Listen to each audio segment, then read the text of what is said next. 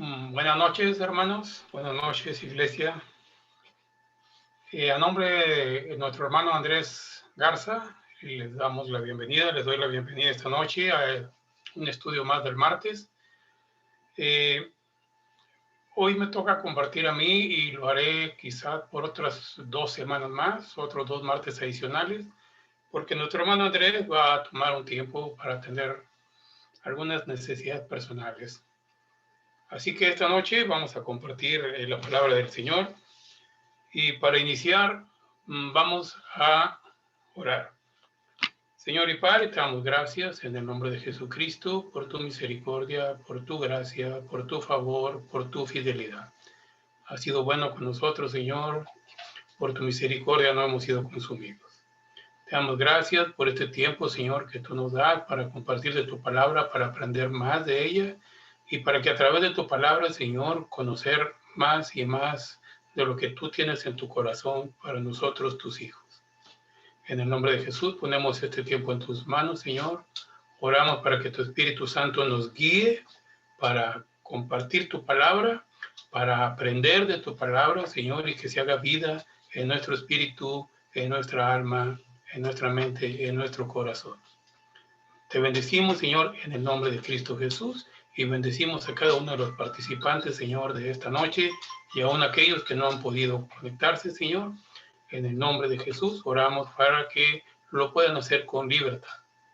Te bendecimos, Señor, en el nombre de Cristo Jesús. Amén. Esta noche, hermanos, vamos a compartir este estudio que se llama Creciendo en la Gracia. Puede llamarse también Conociendo la Gracia y puede tener varios nombres. Creciendo en la Gracia.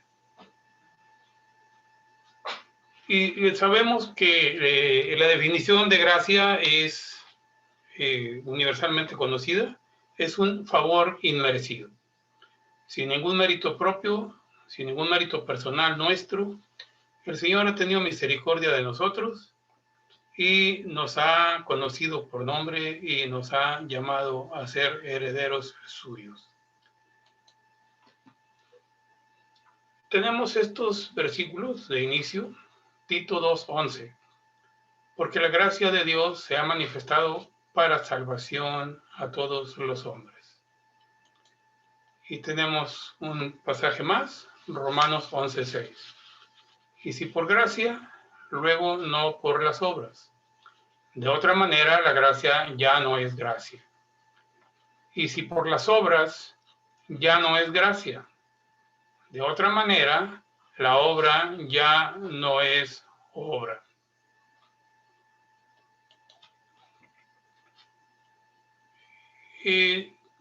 Yo creo que todos nosotros sabemos, conocemos, que hay 2 pactos en la historia de la iglesia, de la historia de la relación del hombre con Dios. Y el pacto bajo el cual estamos viviendo en la actualidad es el pacto de la gracia.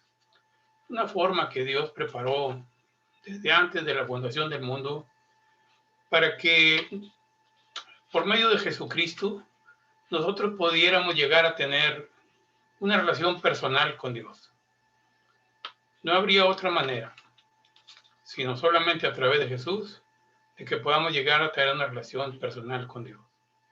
Y sabemos que la obra de Jesús fue solamente por amor y por gracia. Nosotros no hicimos absolutamente nada, no teníamos ningún mérito propio, no nos merecíamos absolutamente ese regalo que el Señor nos dio. Por Disculpa, eso se le llama el Sergio. pacto de la gracia. Sergio, disculpa. Sí. Si tienes pantalla para compartir o es sin pantallas de A apoyo. ver, no, sí tengo pantalla para compartir, perdón, sí tengo una pantalla para compartir. Lo que pasa es que no me da aquí la opción de cómo compartir la pantalla. Permíteme un segundito, discúlpenme. Ah, Aquí está, sí. aquí la tengo, perdón. Aquí la tengo. ¿Ya la tenemos? Sí, ya aparece en la pantalla, ya nada más colocarle abajo en donde Sí, está. la presentación Ya se ve. ya se ve completa. Sí, ya se ve toda la pantalla. Muy bien. Solo, Vamos a reiniciar entonces el estudio. Se ve el marco de la hoja de cálculo alrededor. No se ve completo. A ver. Ahí, solo falta así. Ahí está completa. ¿ya estamos bien? Y muy bien. Muy bien. Sí. Es que la tecnología y no nos llevamos muy bien. Pero bueno, ahí vamos. Ahora lo que necesito hacer aquí es esto. Muy bien, ya estamos. El estudio de esta noche, como para repetir y para ahora sí ver la pantalla, es Creciendo en la Gracia. Y les mencionaba yo que la definición de gracia es un favor inmerecido de parte de Dios. O sea que sin ningún mérito propio, el Señor nos ha derramado su gracia. Los versículos con que iniciamos es Tito 2:11, porque la gracia de Dios se ha manifestado para salvación a todos los hombres. Romanos 11:6, y si por gracia, luego no por las obras. De otra manera, la gracia ya no es gracia. Y si por las obras, ya no es gracia. De otra manera, la obra ya no es obra. Y aquí empezamos a entrever los pactos que el Señor ha hecho con el hombre desde la iniciación del mundo. Hubo un primer pacto, hoy vivimos bajo el pacto de la gracia, que es una forma que Dios preparó desde antes de la fundación del mundo para que el hombre pudiera llegar a tener una relación personal con Él por medio de la obra perfecta de nuestro Señor Jesús. Por eso se le llama gracia, porque sin ningún mérito del hombre y sin merecerlo realmente, el Señor preparó toda esta obra que Jesús hizo solamente por el amor que Él ha tenido con la humanidad. Y sin embargo, el Evangelio de la Gracia, el Evangelio del Nuevo Pacto, ha tenido dificultades se han presentado dificultades de diferente índole para su predicación, para su extendimiento. Y más adelante vamos a ver de qué se trata esta expresión, de las dificultades para la predicación del Evangelio. Pero en este estudio veremos lo que es la gracia, los problemas que se han presentado para el entendimiento de lo que es la gracia y cómo podremos vivir y crecer en la gracia. Y para iniciar, tendríamos que ver primero una forma de análisis que yo le puse aquí, un análisis a la inversa, para poder entender qué es la gracia, analizar lo que no es la gracia y quizá nos ayude a entender mejor el concepto de lo que vamos a estar hablando. El primer pacto que se hizo con el hombre, que el Señor hizo con el hombre, fue el pacto de obras, lo que se llama la ley. Antes de manifestar su gracia por medio de la obra de Jesús en el mundo, Dios le dio a su pueblo la ley. Antes de la ley, inclusive, ya había hecho un pacto con Adán y con Eva. Los puso en el huerto del Edén y les dio, por pura gracia, porque Adán y Eva pues, no lo merecían tampoco, la libertad de vivir en un paraíso. Literalmente era un paraíso, con una relación directa con Dios. Dios bajaba y hablaba con ellos, pero también les puso reglas. Desde ahí Dios empezó a poner unas reglas para poder tener una relación efectiva, una relación fructífera con Él. Lo más renombrado es el pacto de la ley, y la ley era un pacto de obras. ¿Qué quiere decir esto? Que es por lo que tú hagas, ganas méritos delante del Señor. Básicamente ese es un pacto de obras. La Biblia, en su contexto, dice que bajo este pacto de la ley, el perdón y la salvación se obtenían por medio de las obras. Aunque esto realmente no era posible a no ser por la gracia de Dios que se manifestaba aún bajo la ley. Y sin esa gracia nadie hubiera podido ser salvo. Quizás un ejemplo lo pudiéramos tener en Jonás, el profeta Jonás, en donde Dios le ordena que vaya a predicar a Nínive, porque la va a destruir por el pecado de Nínive. Y cuando el pueblo de Nínive se arrepiente de toda su conducta, de todas sus malas formas de vivir, Dios derrama su gracia y lo perdona. Es un ejemplo de cómo aún dentro del pacto de la ley, Dios manifestaba su gracia. De otra manera, nadie hubiera podido ser salvo. Otro ejemplo quizás podría ser David, que David era un hombre imperfecto, que tenía un corazón perfecto para con Dios, pero era un hombre en su conducta imperfecto. Mandó cometer un asesinato para poder quedarse con una mujer que le agradó. Y pues eso era condenable totalmente. Pero cuando David va delante del Señor y se arrepiente, el Señor lo perdona. Aun cuando hay consecuencias del pecado que cometió, el Señor lo perdona. Ese es un ejemplo de cómo se manifestaba la gracia aún bajo el pacto de la ley. Bajo el pacto de la ley, si obedecías, recibías una recompensa, una bendición. Eso está en Deuteronomio 28:1. Pero si desobedecías, recibías castigo, maldición. En Deuteronomio 28:15, que es donde están las bendiciones y las maldiciones que Dios pronuncia para quienes obedezcan y para quienes no obedezcan. Nadie podía vivir, y hablo de una vida espiritual, la vida eterna. No estoy hablando de la vida física. Nadie podía vivir bajo la ley porque nadie tenía la capacidad de guardar y de obedecer la ley al 100% en su totalidad. Por lo tanto, todos estaban bajo maldición. Si guardabas toda la ley, pero fallabas en una sola cosa, te hacías culpable de toda la ley. Así lo dice Santiago en 2:10. Porque cualquiera que guardare toda la ley, pero ofendiere en un punto, se hace culpable de todos. Y Santiago lo aclara un poquito más porque dice, porque el mismo que dijo no matarás, es el que dijo no mentirás. Así que ofender a la ley es básicamente ofender al dador de la ley. Nadie tenía la capacidad de cumplir con la ley al 100%. En contraste, la gracia no es un pacto de obras, es un pacto de fe, como lo vamos a ver más adelante en quizás los siguientes estudios. Ahora bien, para ir entendiendo un poquito lo que podría ser la gracia y lo que es la gracia, vamos a ver algunos aspectos de la ley. Por ejemplo, las limitaciones que tiene la ley. La ley no puede justificar. ¿Qué significa justicia de Dios?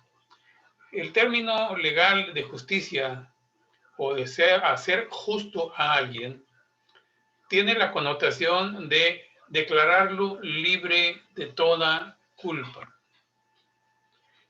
Y la ley no puede hacer eso. La ley no puede declarar libre de toda culpa a nadie. Gálatas 2:16 nos dice lo siguiente: sabiendo que el hombre no es justificado por las obras de la ley, sino por la fe de Jesucristo, nosotros también hemos creído en Jesucristo, para ser justificados por la fe de Cristo y no por las obras de la ley, por cuanto por las obras de la ley nadie será justificado. La ley no va a justificar a nadie que haya cometido un pecado. La ley no puede hacer eso. Si alguien comete un pecado, por la ley no podrás ser salvo jamás. La ley no lo podrá hacer. No te va a poder hacer justo delante del Señor. No hay manera de que la ley haga eso. En Gálatas 3:11 dice, y que por la ley ninguno se justifica para con Dios, es evidente, porque el justo por la fe vivirá. Esta es una referencia al profeta Habacuc, que dice básicamente la misma frase. En Habacuc 2:4 está escrito, el justo por la fe vivirá. Y vuelvo a hacer énfasis. Estamos hablando de la vida eterna, estamos hablando de la vida espiritual eterna delante en la presencia del Señor. No estamos hablando de la vida física. De manera que la ley no puede justificar a nadie. Una persona que esté en pecado, bajo la luz de la ley, no recibirá justificación jamás. Tendrá que ser condenado por cuanto infringió la ley de Dios. Lo que decíamos ahorita, la ley no puede dar vida, o sea, vivificar el espíritu. Gálatas 3:21 dice lo siguiente. ¿Luego la ley es contraria a las promesas de Dios? En ninguna manera, porque si la ley dada pudiera vivificar, la justicia fuera verdaderamente por la ley. La ley, dice aquí, no puede dar vida. La ley en sí, como una serie de normas que uno tiene que cumplir, no podrá darle vida espiritual a nadie. A nadie. La ley tampoco puede dar el Espíritu Santo. En Gálatas 3:2, Pablo le pregunta a la iglesia, esto solo quiero saber de vosotros. ¿Recibisteis el Espíritu por las obras de la ley o por el oír con fe? Y la respuesta la conocemos. Por la ley no podremos recibir el Espíritu. Cuando uno oyó con fe el Evangelio, cuando uno creyó en Jesús, confesó a Jesucristo con su boca, creyó en el corazón que el Señor lo levantó de los muertos, el Espíritu Santo vino a morar en nosotros. No antes. La ley no podría nunca, jamás hacer que un hombre, que una mujer recibiera al Espíritu de Dios en su vida. Así que es otra limitación que tiene la ley. No puede dar al Espíritu Santo. Gálatas 3:14. Para que en Cristo Jesús la bendición de Abraham alcanzase a los gentiles, a fin de que por la fe recibiésemos la promesa del Espíritu. Esta es una referencia a el profeta Joel en 2:28, cuando el Señor promete que va a derramar de su espíritu sobre toda carne. Y en esa promesa estábamos incluidos los gentiles, los que no somos del pueblo judío. ¿Sí? La bendición de Abraham era para todo el mundo. Si recordamos, el Señor le dijo a Abraham que él sería padre de multitudes y que él sería bendición a las naciones, a todas las naciones, no nada más a la de Israel. Y entonces, para que esa bendición nos alcanzase a nosotros, el Señor dio una promesa de derramar al Espíritu de Dios, a su Espíritu Santo, sobre toda carne, como dice Joel 2:28. Pero esa promesa se cumple solamente por la fe en Jesucristo, no por la ley. La ley no puede dar al Espíritu Santo de ninguna manera. La ley no puede perfeccionar a nada ni a nadie. En Hebreos 7, 18 y 19 leemos lo siguiente. Queda pues abrogado el mandamiento anterior a causa de su debilidad e ineficacia. El mandamiento anterior es la ley, es el pacto de las obras. Y Pablo dice en Hebreo que ese pacto, esa ley, es débil, y es ineficaz porque no puede perfeccionar a nadie, lo dice en el siguiente versículo. Pues nada perfeccionó la ley. Y habla de la introducción de una mejor esperanza por la cual nos acercamos a Dios. Esta mejor esperanza es Jesús, es el Señor Jesús. Así que la ley tampoco puede perfeccionar a nadie. Alguien que es pecador, la ley difícilmente puede lograr que deje de serlo. Para concluir sobre las limitaciones de la ley, tenemos estas dos cosas. La ley nos informa, la ley esclarece y establece reglas, pero no capacita al hombre para cumplirlas. La ley revela lo que el hombre debe hacer y obviamente lo que no debe hacer, pero no le da el poder para ejecutarlo. Así que la ley tiene todas esas limitaciones. ¿Sí? Entonces, en este momento vamos a hacer una pequeña pausa y vamos a orar brevemente. ¿Sí? Señor, te damos gracias en el nombre de Jesús. En el nombre de Jesucristo, Señor, gracias porque nos has dejado la ley como un testimonio del pacto que tú hiciste con tu pueblo. Y también nos dejaste la ley como un testimonio de todas las reglas que tú deseas que sean cumplidas. Porque también contiene, Señor, una guía para llevarnos a Jesús. Gracias, Señor, en el nombre de Jesús, porque ahora nosotros ya no estamos bajo la ley. Porque ahora ya no padecemos las imperfecciones de la ley, sino porque ahora, Padre, nosotros estamos bajo el pacto de la gracia. Gracias, Señor, en el nombre de Jesús, porque bajo el pacto de la gracia, aún sin merecerlo, nosotros podemos tener una relación nueva, fresca, permanente con nuestro Dios y Padre de nuestro Señor Jesucristo. Te bendecimos, Señor, en el nombre de Cristo Jesús. Gracias, en el nombre de Jesús. Amén. Bien, hermano. Entonces, vamos a dar un breve repaso así hacia atrás. Tenemos las limitaciones de la ley que no puede justificar, no puede dar vida, no puede dar al Espíritu Santo, no puede perfeccionar a nadie. Y tenemos estas conclusiones.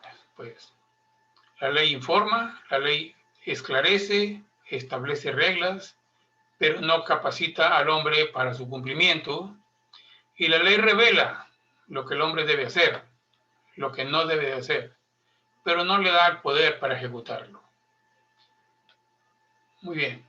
Ahora, ¿qué es lo que sí puede hacer la ley? La ley trae maldición. Y suena muy contradictorio. Acabamos de ver que, bueno, la ley establece pautas morales, pautas de conducta, pero la ley trae maldición. Gálatas 3:10. Porque todos los que dependen de las obras de la ley están bajo maldición, pues escrito está: maldito todo aquel que no permaneciere en todas las cosas escritas en el libro de la ley para hacerlas.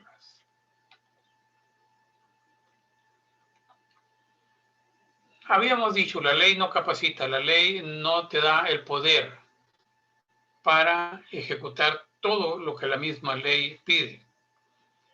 Por lo tanto, bajo la ley, el hombre está en maldición, está bajo maldición. Entonces, la ley, curiosamente, aun cuando esté escrita para establecer una forma de poder llegar al Señor, haciendo el 100% de las obras que Él pide que se hagan, la realidad es que al no tener el hombre esa capacidad de hacerlas al 100%, de hacerlas, cumplirlas todas,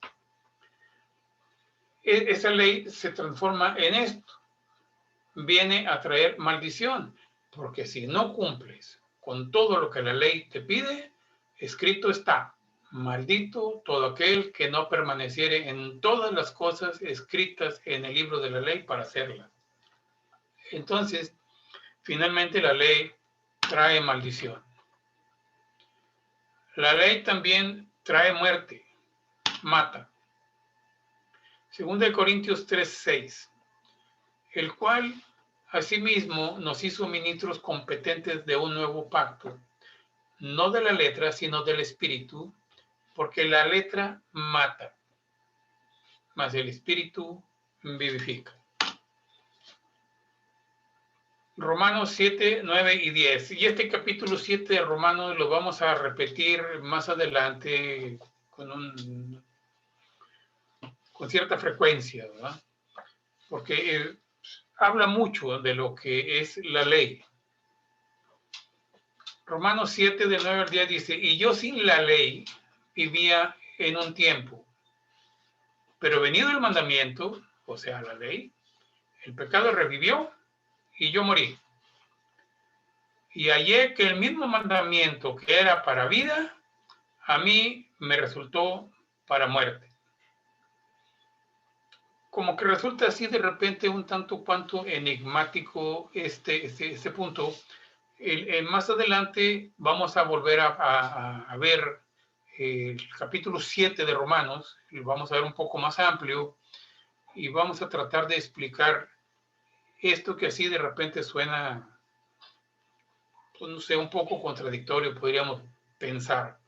Yo sin la ley vivía en un tiempo, pero venido el mandamiento, el pecado revivió y yo morí. Y hallé que el mismo mandamiento que era para vida, a mí me resultó para muerte. Dejémoslo así y un poquito más adelante vamos a ver el capítulo 7 de Romanos un poco más ampliamente, son unos versículos más amplios y vamos a tratar de explicar esto. Trae condenación, la ley también trae condenación. Segunda de Corintios 3:9, porque si el ministerio de condenación, el ministerio se refiere a la ley, el ministerio anterior, si el ministerio de condenación fue con gloria, mucho más abundará en gloria el ministerio de justificación. La Biblia usa diferentes palabras para hablar de la ley, usa el ministerio, usa leyes, usa diferentes palabras. La ley también hace que el pecado sea revelado. Y aquí es donde les decía, vamos a ver el capítulo 7 de Romanos un poco más amplio. ¿Qué diremos, pues? ¿La ley es pecado? En ninguna manera. Pero yo no conocí el pecado sino por la ley, porque tampoco conociera la codicia si la ley no dijera, no codiciarás. Mas el pecado, tomando ocasión por el mandamiento, produjo en mí toda codicia, porque sin la ley el pecado está muerto. Y yo sin la ley vivía en un tiempo, pero venido el mandamiento, el pecado revivió y yo morí. Y hallé que el mismo mandamiento que era para vida, a mí me resultó para muerte, porque el pecado, tomando ocasión por el mandamiento, me engañó. De manera que la ley a la verdad es santa y el mandamiento santo, justo y bueno. Luego, lo que es bueno, ¿vino a ser muerte para mí? En ninguna manera, sino que el pecado, para mostrarse pecado, produjo en mí la muerte por medio de lo que es bueno, a fin de que por el mandamiento el pecado llegase a ser sobremanera pecaminoso. Está, al menos para mí, un poco confuso, enigmático, como que yo no conocía el pecado y lo vine a conocer por la ley.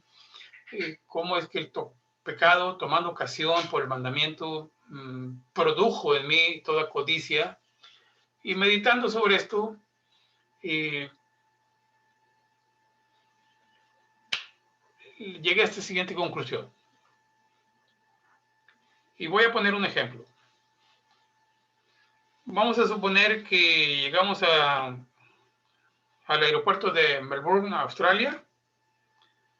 Rentamos un carro para ir al centro de la ciudad. Y nos subimos al carro, empezamos a manejar. Y de repente, a la media cuadra, chocamos de frente con otro que viene en contra. Y nos sorprendemos. Oye, pues si yo vengo bien, ¿cómo es posible que haya sucedido esto, no? Viene el oficial de tránsito y se arma la discusión. Y resulta con que yo soy el culpable porque en Australia se maneja por el lado izquierdo. Pero yo no sabía eso. Entonces, yo no sabía que yo estaba cometiendo una infracción al manejar por mi lado derecho, que es como toda la vida he manejado, lo que toda la vida he hecho. Entonces llego a Australia, donde las cosas son diferentes, las leyes son diferentes, las leyes de tránsito al menos, y sin yo saberlo, manejo por la derecha y estoy infringiendo una ley. Yo no conocía la ley y hasta ese momento en que yo voy manejando por ahí, en mi conciencia, en mi mente, en mi conocimiento, yo no estoy cometiendo ninguna infracción de tránsito. Choco de frente y aún no sé que yo estaba cometiendo una infracción de tránsito. Hasta que llega el oficial y me informa y me dice que la ley dice que debo manejar por mi izquierda. En ese momento yo me doy cuenta que soy un infractor de la ley. Antes de eso, yo no me había dado cuenta, no sabía. Es algo parecido a esto. Se tenían muchas conductas que moralmente no eran las más adecuadas, pero eran la norma, eran lo que socialmente se acostumbraba, era lo que culturalmente ya estaba trascendiendo en el pueblo judío. Y para ellos era una vida muy, muy normal. No había ningún problema con eso. Un ejemplo podría ser Aarón, que cuando Moisés estuvo 40 días en el monte, juntó oro del pueblo y hizo un becerro. Y empezaron a adorar un becerro. Y era parte de la cultura que ellos traían arrastrando de un pueblo que recién había salido de la esclavitud y que estaba muy contaminado, y para ellos era muy normal el tener imágenes a las cuales se les atribuían los poderes y consideraban que eso era lo normal para ellos. Ellos no sabían que eso no era correcto. O quizás lo sabían, pero lo seguían considerando normal. De manera que así es, más o menos esta es la expresión. Yo no conocía el pecado, sino por la ley. Cuando la ley vino me dijo, oye, esto que tú estás haciendo no se debe de hacer. Entonces Pablo dice, yo no conocería la codicia si la ley no lo hubiera dicho. Pero ahora la ley dice, no codiciarás, y entonces yo me doy cuenta de que eso que yo sentía de atracción por tener posesiones materiales, de atracción por tener mucho dinero, de atracción por tener posesiones, eso es codicia y la ley dice que no es correcto. Hasta que la ley me lo dijo, hasta entonces yo lo supe y en ese momento en que yo me di cuenta, quedé muerto. ¿Sí? Aquí en el versículo 8 dice, el pecado, tomando ocasión por el mandamiento, produjo en mí toda codicia. Y no es necesariamente que el pecado en sí haya tomado ocasión, sino que el enemigo, que es el que produce, que es el que te lleva a pecar, es el que te hizo darte cuenta de que todo eso estaba mal.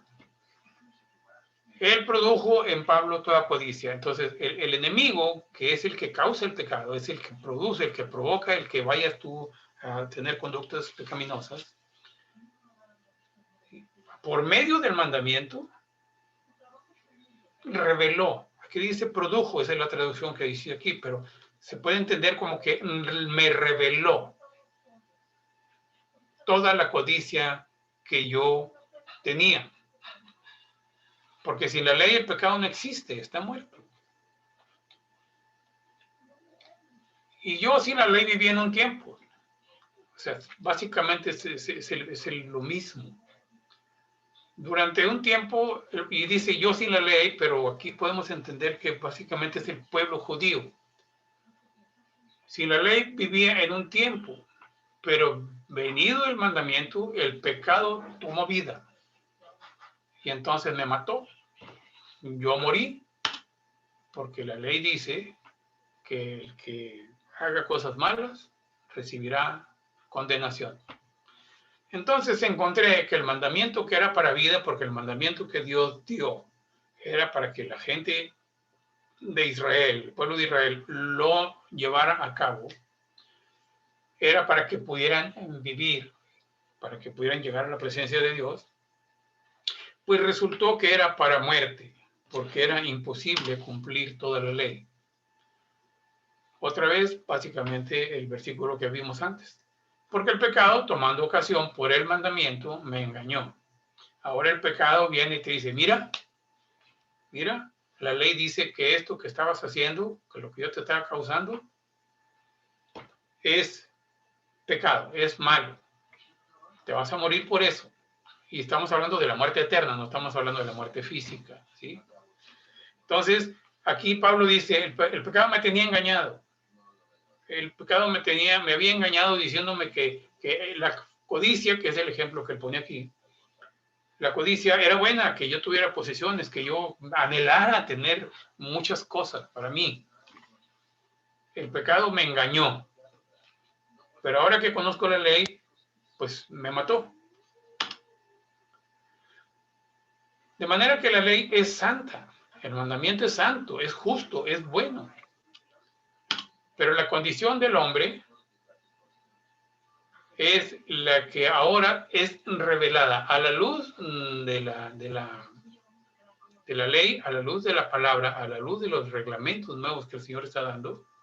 Ahora se revela que estás fuera del orden, que estás incumpliendo con esos mandamientos, y ahora esa ley, por cuanto yo soy pecador, sin yo saberlo, pero finalmente soy pecador, ahora que la ley me lo muestra, me doy cuenta de que yo había estado viviendo en pecado, entonces ahora produjo en mí la muerte, por medio de lo que es bueno, por medio de la ley es buena, pero por medio de la ley, ahora el pecado produjo en mí la muerte, porque ahora sé, ahora que la ley se reveló, ahora que la ley me fue dada, entonces ahora sé, ahora conozco que lo que yo estaba haciendo es pecado y eso me está acarreando la muerte. A fin de que por el mandamiento el pecado llegase a ser sobremanera pecaminoso. ¿Y por qué llegar a ser sobremanera pecaminoso? Porque aun cuando yo no lo sabía, porque no conocía la ley, era malo lo que estaba haciendo. Pero ahora que conozco la ley, me doy cuenta de qué tan malo es. Qué tan malo es, de acuerdo con la ley, el cometer pecado. Y aquí dice sobremanera pecaminoso, porque realmente eso acarrea la muerte eterna. ¿Qué más hace la ley? Mantiene al hombre atado al pecado y a la muerte. Lo mantiene atado. Una cosa es que lo provoca. Una cosa es que lo provoca. Provoca la muerte, el pecado mata. Pero lo mantiene atado al pecado y a la muerte. O sea, no te deja que salgas de ahí. Te mantiene atado, te mantiene permanentemente pegado ahí a la muerte, al pecado. Dice así también en Gálatas 4, 3 al 5 y 7 y 9. Así también nosotros, cuando éramos niños, estábamos en esclavitud bajo los rudimentos del mundo. Se vuelve a referir al pueblo de Israel.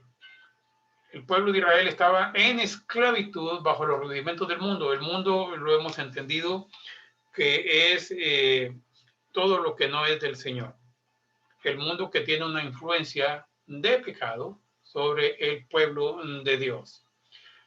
Antes de la ley, eran, sin tener la ley, aquí dice, cuando éramos niños, estábamos en esclavitud bajo los rudimentos del mundo. Estaban en esclavitud bajo el pecado que, culturalmente hablando,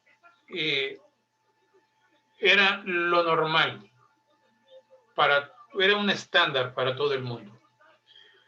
Las cosas pecaminosas, un poco exagerando, como era Sodoma y Gomorra. En Sodoma y Gomorra la conducta que tenían ellos era lo normal para la sociedad de esos dos pueblos. Entonces estaban en esclavitud de ese tipo de conductas. Dice, pero cuando vino el cumplimiento del tiempo, Dios envió a su Hijo, nacido de mujer y nacido bajo la ley, para que redimiese a los que estaban bajo la ley. La palabra redimir quiere decir pagar un precio para darle libertad a los que están esclavos. Eso significa redimir. Y entonces es un tanto cuanto extraño que se tenga que redimir a alguien que está bajo la ley, si la ley fue dada por Dios. Pero lo que sucede es que la ley tenía realmente estos resultados. Esclavizaba a la gente. La gente no podía salir de su estado pecaminoso porque la ley no capacita para hacer eso. Entonces el Señor tuvo que idear ese plan, tuvo que echar a volar, como se dice coloquialmente, ¿no? Echar a volar el plan de la redención por medio de Jesús, para que Jesús viniera a liberar, a pagar un precio a los esclavos de la ley, para fin de que recibiéramos la adopción de hijos. Así que ya no eres esclavo, sino hijo. Más ahora, conociendo a Dios, o más bien, siendo conocido por Dios, ¿cómo es que os volvéis de nuevo a los débiles y pobres rudimentos, hablamos de la ley, a los cuales os queréis volver a esclavizar? De manera que la ley también mantiene atados. No solamente produce la muerte espiritual, la muerte eterna, sino que los mantiene atados y no los deja que se pueda lograr la vida eterna por medio de la ley. Los mantiene atados hasta que cuando finalmente el fallecimiento físico ocurre, la muerte espiritual también ocurre a los que quieren vivir bajo la ley. Bien. Viene un tercer punto y antes de dar ese tercer punto quisiera orar otro momento. Señor y Padre, en el nombre de Jesús seguimos orando, Señor, para darte gracias. Gracias, Señor, porque ya no estamos bajo la ley. Ahora estamos bajo la gracia. Estamos, Señor, bajo el pacto que nuestro Dios hizo con nosotros por medio de Jesucristo, su Hijo. Por medio de la fe en la muerte, en la resurrección, que Jesús puso su vida por sí mismo. Él mismo lo dijo. Nadie me quita la vida, yo la pongo y la vuelvo a tomar, porque tengo poder para ponerla y tengo poder para volverla a tomar. Gracias a ese pacto, Señor, que tú has hecho con nosotros. No es un pacto que nosotros hagamos hecho contigo. Es un pacto que tú hiciste con nosotros, Señor, y es un pacto que por pura gracia tú nos has hecho con nosotros. Te bendecimos, Señor, y te damos gracias porque nos has libertado no solamente de la muerte espiritual, si hubiéramos continuado bajo la ley, no solamente de las ataduras, sino que nos has libertado, Señor, de toda la esclavitud. Que si bien no conocíamos la ley como tal, tú la diste, Señor, sí vivíamos bajo los rudimentos del mundo. Vivíamos bajo la esclavitud. que la cultura del mundo trae. Pero gracias, Señor, que tú nos libertaste de eso. Gracias que tú nos redimiste de eso. Gracias que ya no somos esclavos, Señor. Gracias que ahora somos hijos y juntamente coherederos con Cristo Jesús. Bendecimos tu nombre, Señor, y te damos gracias por tu gracia y por tu misericordia. Gracias, Padre, en el nombre de Jesús. Amén.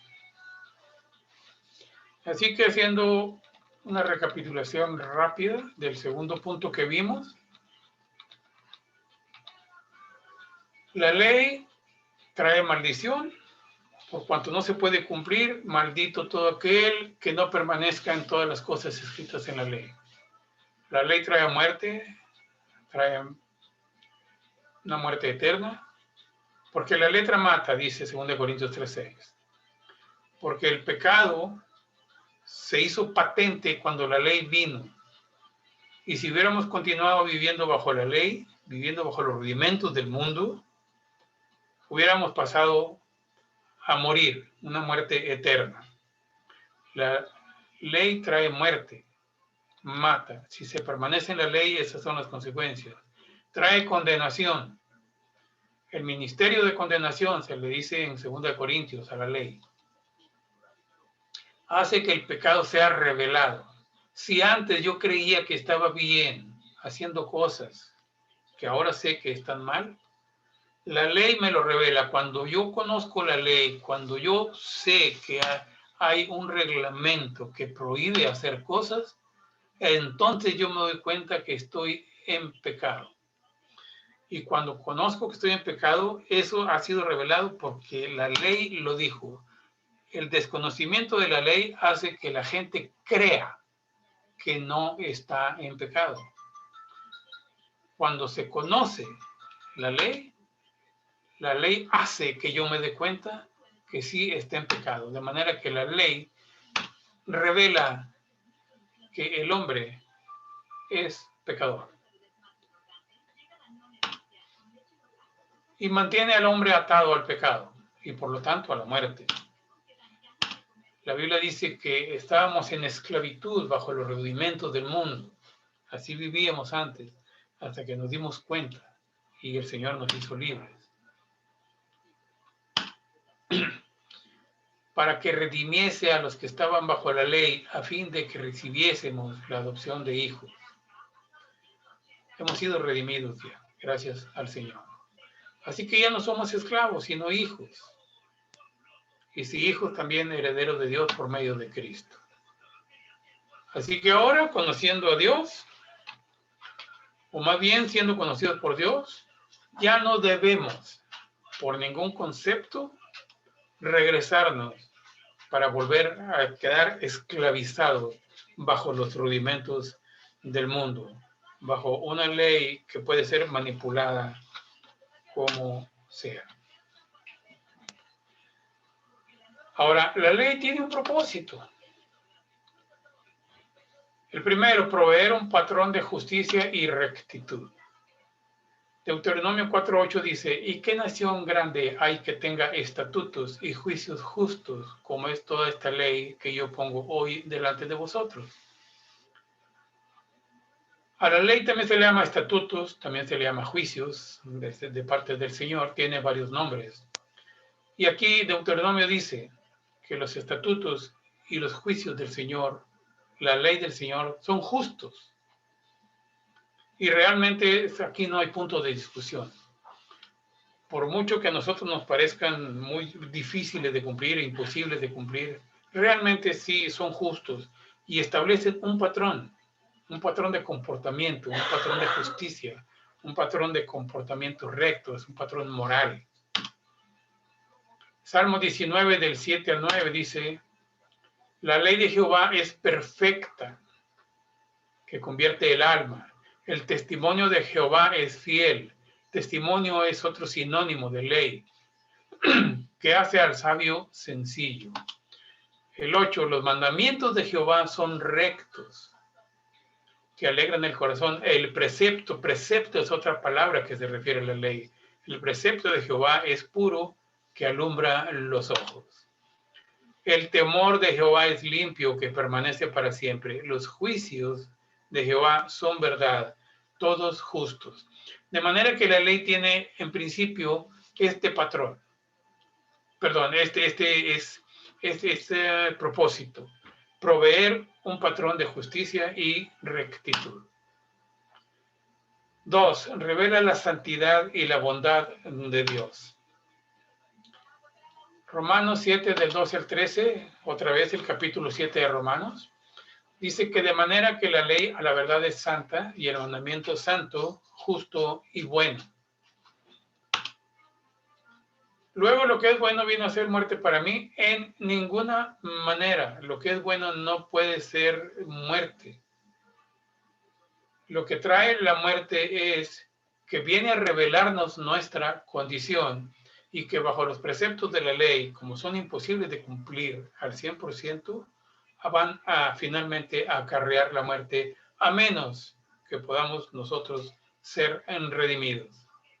Que lleguemos a ser redimidos por parte del Señor. La ley identifica el pecado y revela al hombre su condición. Otra vez Romanos del 7 al 8. ¿Qué diremos pues? ¿La ley es pecado? En ninguna manera. Pero yo no conocí el pecado sino por la ley, porque tampoco conociera la codicia si la ley dijera no codiciarás. De manera que la ley revela por nombre el pecado de cada uno de nosotros. La ley es un poco como, no un poco, es la luz. La ley es luz. La Biblia dice que los que estamos en la luz, estamos guardados. Pero estar en la luz, y voy a poner un ejemplo un poco burdo.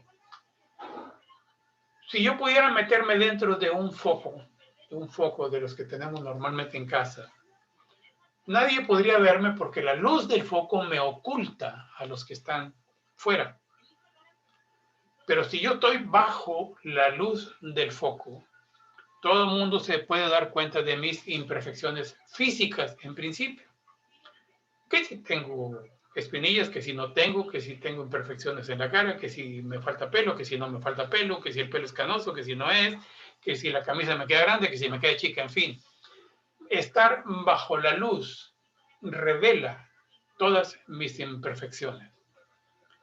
Pero guardados en la luz, ahí nadie me puede ver, solamente el Señor. El mundo ya no me puede ver porque la misma luz que el Señor emite impide que el mundo me pueda ver, impide que los demás me puedan ver y por lo tanto me puedan criticar. Pero la ley no, la ley solamente me ilumina para revelar el pecado y lo revela por nombre, porque la ley contiene prácticamente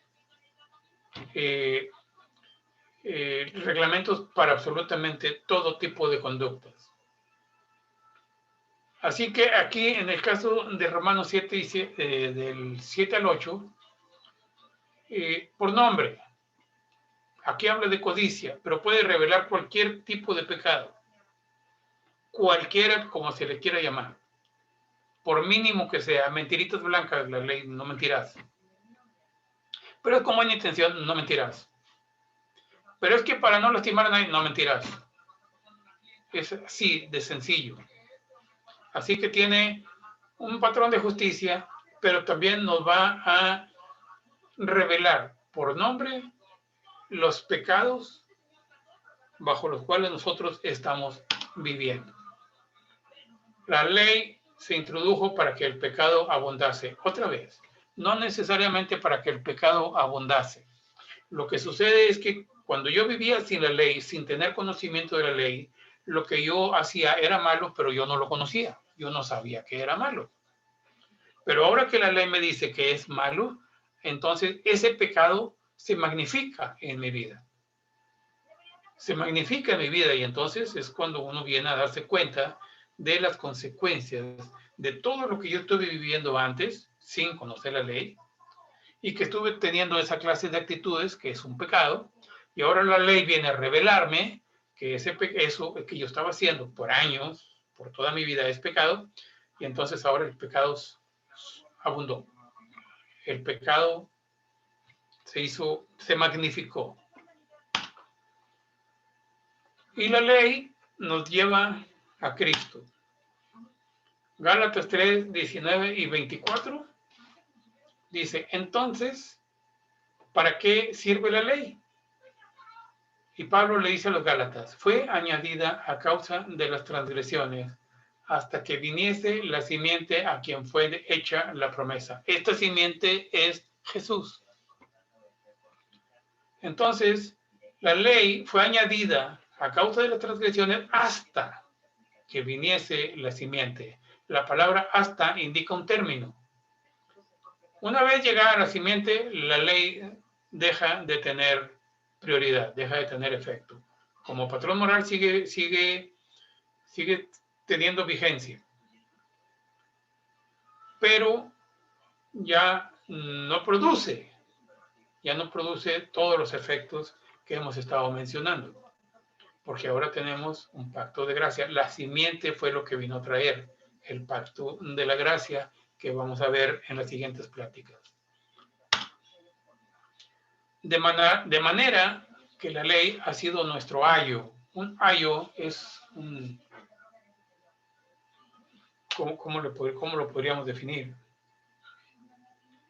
Es como un maestro, como alguien que se encarga de cuidarnos, de educarnos, de dirigir nuestra vida cuando somos pequeños, cuando no tenemos conocimiento, cuando no tenemos la capacidad de tomar decisiones propias. Es como una institutriz o como un institutriz, ayo, para llevarnos a Cristo, a fin de que fuésemos justificados por la fe. Así que la ley tiene este propósito también, llevarnos a Cristo. Por medio de la ley, los profetas que profetizaron la venida de Jesús fueron los que nos llevaron a conocer a Jesucristo. La ley fue un cuidador nuestro. Un ayo es también un cuidador. La ley fue un cuidador nuestro. Nos cuidó de que cayéramos o siguiéramos cayendo o que corrigiéramos de alguna manera nuestra vida de pecado hasta que viniera la promesa, que es Jesús. Esta es la primera parte de este estudio. Y el siguiente martes vamos a seguir viendo, vamos a hablar ya ahora propiamente sobre la gracia. Y ahora dejen ver cómo puedo salir de compartir pantalla.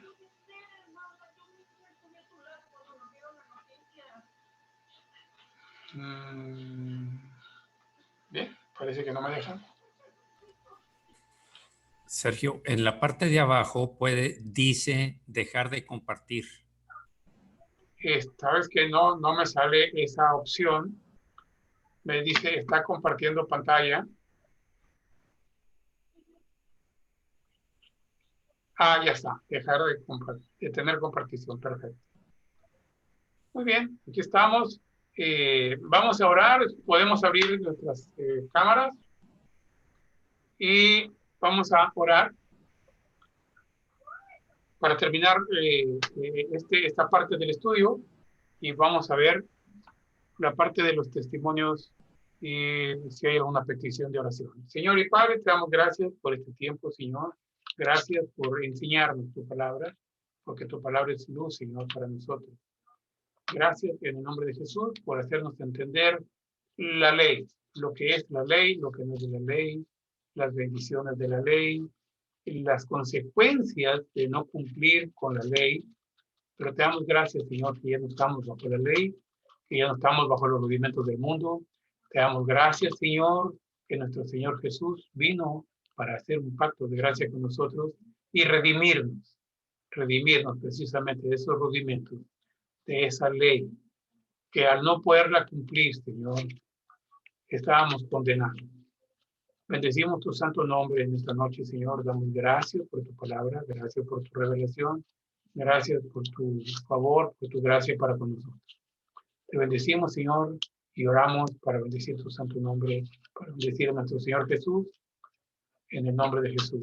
Gracias, Señor. Amén. Pues bien, no sé si haya preguntas, no sé si